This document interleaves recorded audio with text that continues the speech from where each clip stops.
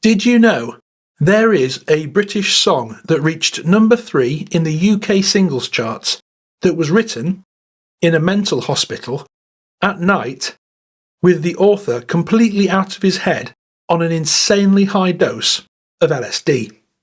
This is Alan Hull, primary songwriter and frontman for Geordie band Lindisfarne.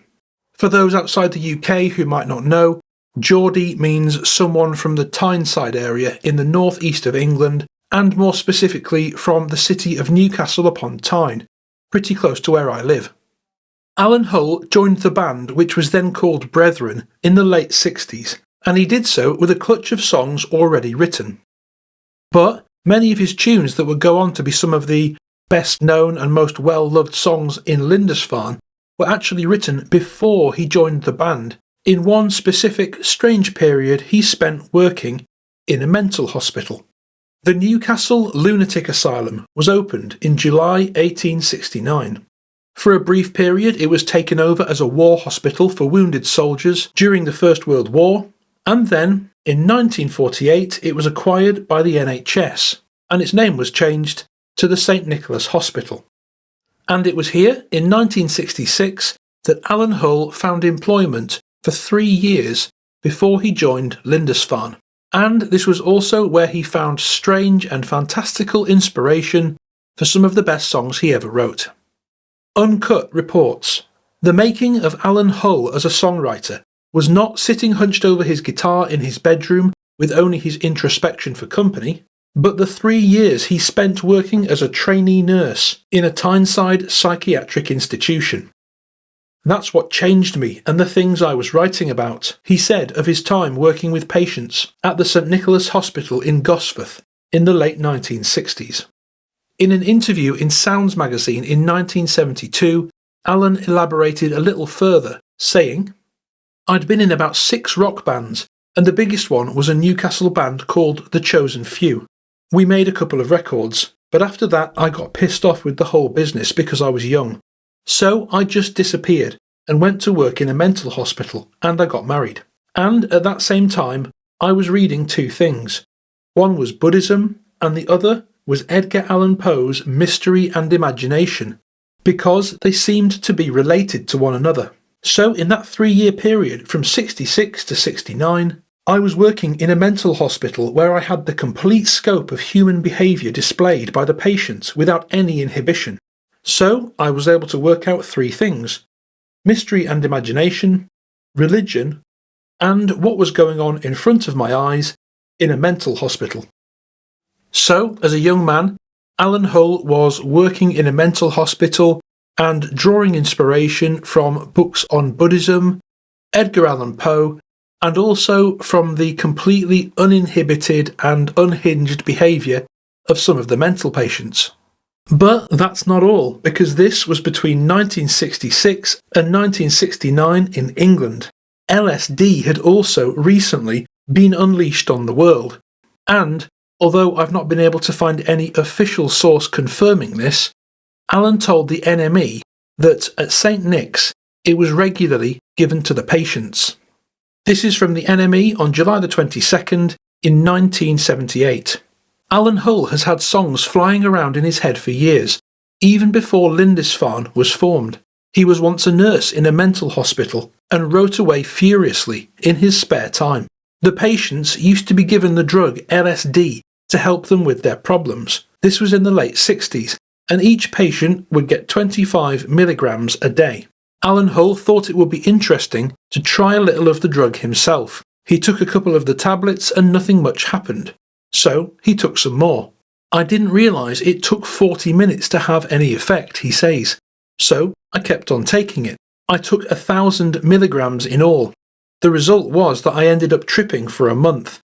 After the first week I went back to work, and for 3 weeks I was stumbling around like one of the patients. I still get flashes of it now. It's pretty frightening, really." Now here the article says milligrams, but of course that's probably a misprint. I'm sure they mean micrograms. The potential side effects of 1,000 milligrams are pretty grim, and according to Medscape, 25 micrograms are enough to create what it describes as deleterious psychedelic effects. If Alan Hull really did have 1,000 micrograms of acid, it's no wonder it affected him so profoundly.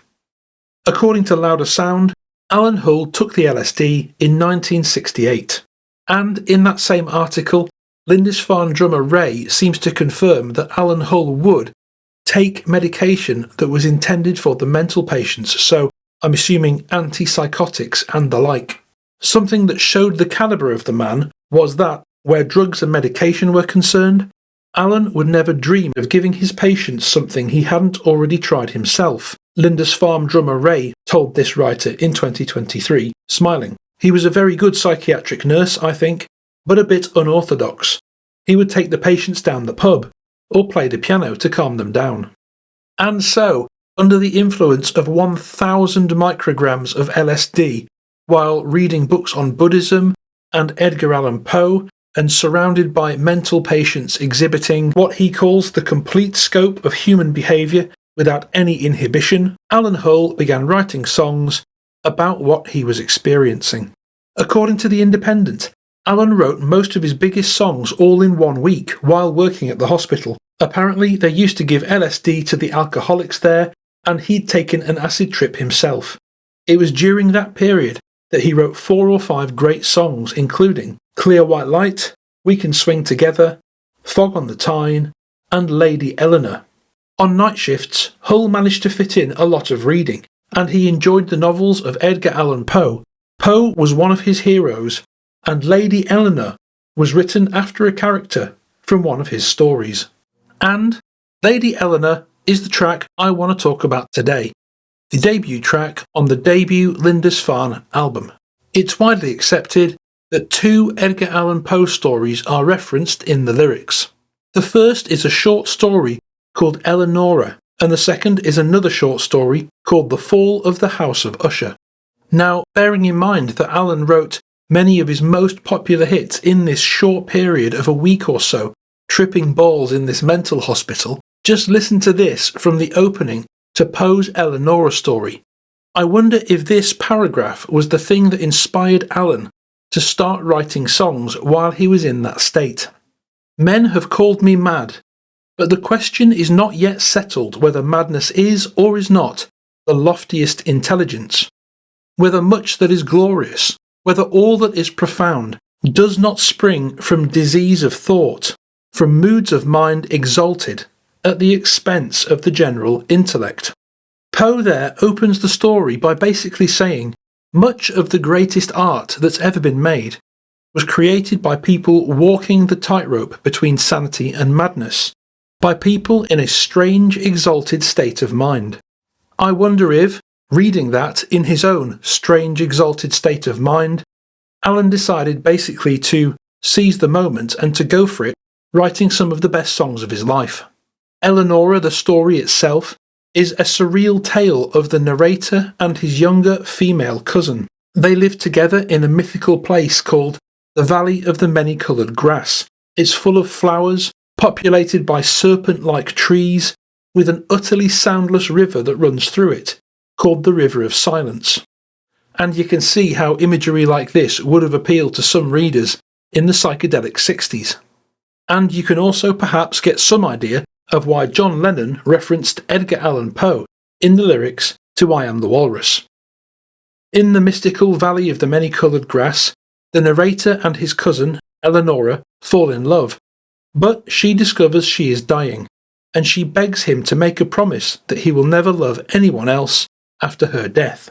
The narrator promises, Eleanora dies, and then the Valley of the Many-Coloured Grass also dies and loses its magic. The narrator then leaves the valley and moves to the city, where he falls in love again and breaks his promise, marrying a new sweetheart. And the story ends with the voice of Eleanora's spirit coming through his window and telling him that he is absolved of breaking his promise for reasons that will be made clear to him one day in heaven. And that's it. A very strange, trippy, carolesque story, fairly well suited to the world of the psychedelic 60s. And it's a story that, when you strip away all the imagery, is believed to largely be autobiographical. Edgar Allan Poe married his first cousin, Virginia, who died young at 24. This is the only known picture of her, which was made after she had died. And I think it's quite possible that that picture was in the book that Alan Hull was reading. This is the nearest thing we have to what the Lady Eleanor of the song might have looked like to Alan. And the other Poe story referenced in the song Lady Eleanor is called The Fall of the House of Usher. In this story, the narrator goes to visit Roderick Usher, a childhood friend who lives in a gloomy Gothic mansion, who is also in the process of going mad. He lives with his twin sister, who is dying of some unknown illness, and who moves around the house like a ghost. Midway through the story, the sister dies, and Roderick and the narrator move her body into the family tomb.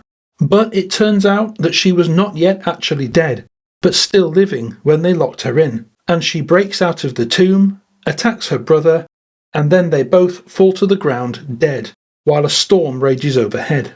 The narrator then flees the house as the last members of the Usher family are gone, and their ancestral home itself also, symbolically, falls in. Nice uplifting stuff, I'm sure you'll agree. I can only imagine what reading those two stories did to the hallucinating brain of Alan Hull. From later interviews we can gather that the biggest theme that Alan seems to have drawn from both stories is that both of them concern a young, sickly woman dying. Robert Horden writes, "On one occasion I met with Alan Hull, keen to question him on the oblique and obscure lyrics of his most famed composition, Lady Eleanor. What were they all about? I inquired. Without looking up from his coffee, Hull retorted, 'Death.' And that was that."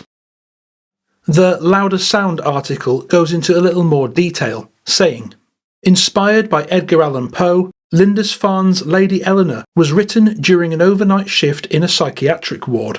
It's a very mystical song, but I know it's about death," the Geordie band's frontman Alan Hull recalled around the time of its first flush of success. "I wrote it almost in a trance."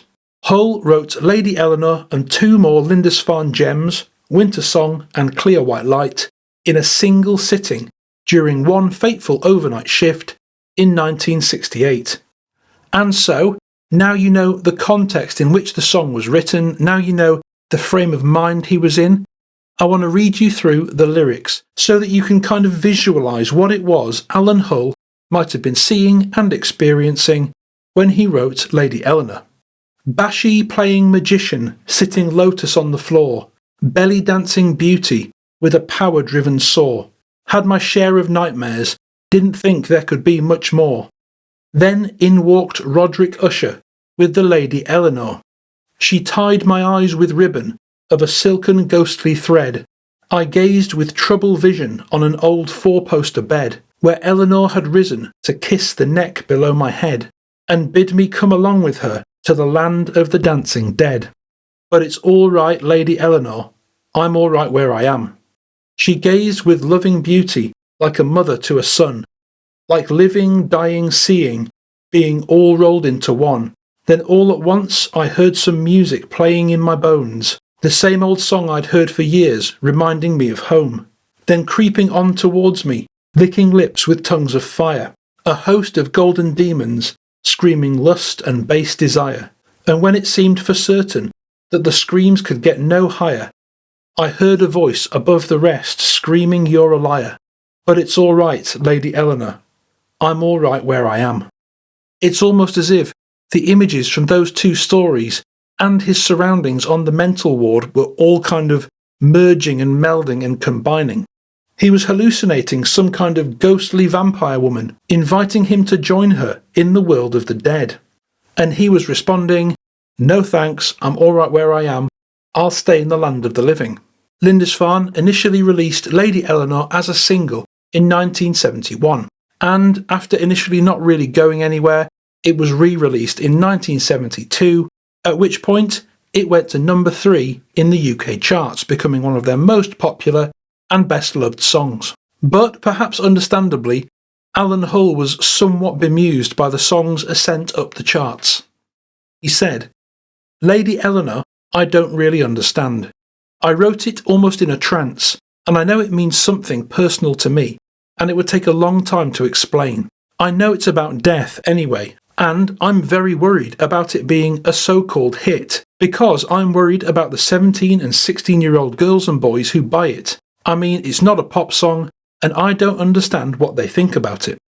But of course, when Alan remembered the song or talked about the song or sang the song, on some level, he was always aware of what he had experienced in that moment that caused him to write it. For most listeners who had not had that experience, Lady Eleanor was just a fun song with some slightly trippy gothic lyrics.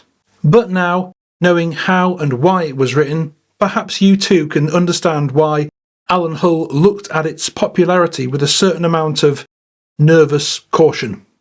To him, that song was almost a diary entry, preserving a moment in time, a hallucination of a ghostly woman carrying a powered chainsaw with her mouth at his neck, as she invited him to join her in the land of the dead, at night, in a mental institution. Fucking hell. Talk about the best Halloween song ever written. If you haven't heard Lady Eleanor before, I recommend it. Go check it out. My personal favourite version of it is actually the live version from 1971, and I've put the link to the song on Spotify in the description. And of course, if you want to get the full picture of what Alan was experiencing that night in 1968, as we've already seen, Lady Eleanor was just one of 3 tracks written in the same night. I also recommend having a listen to Winter Song, which definitely seems to have some of that same gothic imagery in it, and Clear White Light, with its psychedelic lyrics that seem to refer to the first stages of an LSD trip, as described by acid guru Timothy Leary. The request for a video on Lindisfarne was made some months back by one of my supporters on Patreon, Will Baldwin. So, Will, I hope you've enjoyed that, mate. Thanks for the suggestion. It did take me a while to get all the research and reading done in amongst all the other stuff, but I'm really glad I did. Because Lindisfarne really were a brilliant British band. And Alan Hull, what a joy to discover such a fantastic songwriter. If you would like to submit video ideas for consideration on this channel, I prioritise requests made by my supporters on Patreon. The link is in the description. Let me know your thoughts down in the comments below. Thank you so much for watching, and as always, I'll see you next time. And as always, a massive thank you to all my supporters on Patreon. The next video is going to be a Patreon exclusive on Oasis, so keep an eye out for that. And if you would be interested in signing up, click the link in the description, and hopefully, I'll see you inside.